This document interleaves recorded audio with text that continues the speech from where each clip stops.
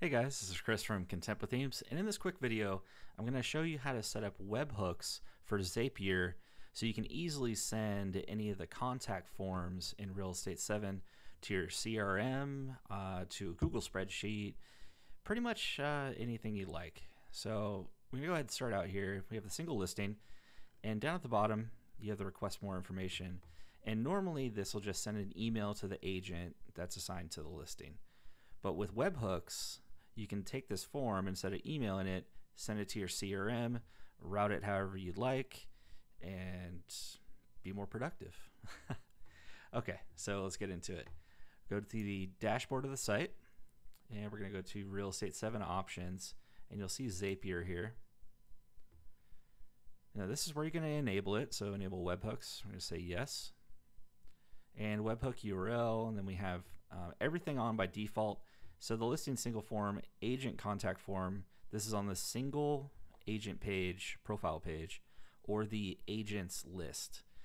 This contact page form is your main contact for the site. So that's your contact page. And those are on by default. So you can turn them on and off as you like. Now if we go up, we're going to go to Zapier, and you'll need a Zapier account, of course. So you want to log into that. And now we're going to go to Make Zap. And then we're going to go see built-in apps, and you'll see Webhooks by Zapier. So go ahead and select that. Now the catch hook is going to be a post, so we're going to click that. Let's continue. Now this is your webhook URL. So we're going to go ahead and copy. Okay, we're going to go back to our site, webhook URL. Let's go ahead and paste that. Perfect. Now we're going to go back to Zapier, and let's go ahead. We'll go ahead and save the changes. Okay, and let's go ahead and refresh this page as well.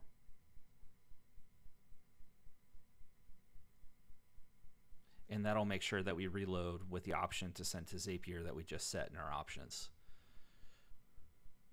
So give that a second. Go back to Zapier. So we're going to, this looks good. We don't need to set a child key. Go ahead and continue. And now this is where we're going to test. So we have the page loaded again. Let's go ahead and enter in some test data. Chris Robinson test at email.com. This can be whatever you like. Testing. All right. Now let's go ahead and submit the form. We get our success message. Let's go back to Zapier. Let's go ahead and test the trigger. There we go. Chris Robinson. We have the phone, subject, email, all that kind of good stuff. So let's go ahead and click continue.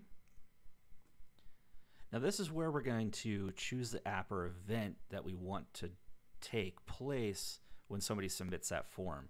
So you have a lot of options. You can send it to a Google Doc, you can send it to a calendar, etc. But in this case, we're going to choose Follow Up Boss, and this could be Zoho or any other CRM that Zapier works with. So let's click Follow Up Boss, and perfect, right at the top, new inquiry website event. Okay, let's continue. And we already have one account associated. If you don't, you'll be asked to log in and verify your account. Continue. All right, great. So now let's choose a value of our, so we got our property inquiry and the catch hook. So the message is going to be message, of course. First name, and actually in this we have first name and last name in one field. So we'll just go ahead and select name there. Email address. So you can see this is really easy. It's just real quick. Select, click, and you're done. We can show more options. All right, so phone number, we're going to map that. Good. The source, that's the website it's coming from. We know it's ours. And we got tags. We also have city, state, a bunch of other fields.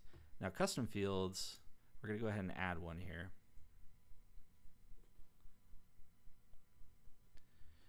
And we're going to do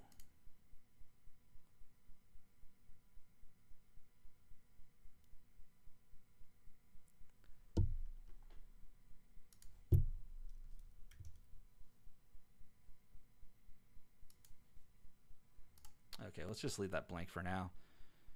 Right.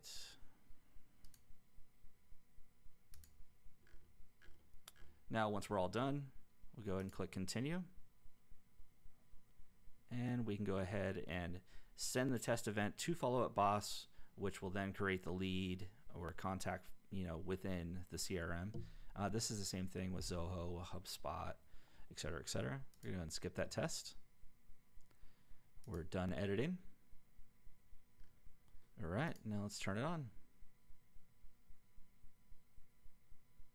There we go.